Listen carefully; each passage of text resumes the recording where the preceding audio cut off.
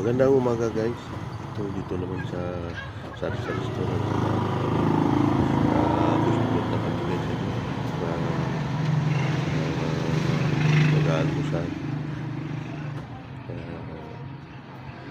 Inaagaan talaga namin na makapagluto kami nang sa ganun ay may serve na kami ano guys, kung may maghanap na customer na gusto kumain o mag-take out, may bibigay kami agad. So yan ang isa sa mga paulit-ulit ko na sinasabi na importante na maaga pa ay makapag-prepare na kayo ng mga kakanin uh, para hindi baka o madagdagan ang income natin sa carinderia business ano guys.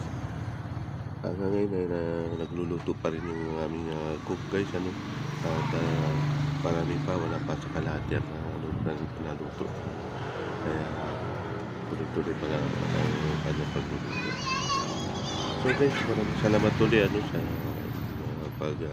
susubaybay sa aking mga video, at magandang umaga po sa lahat.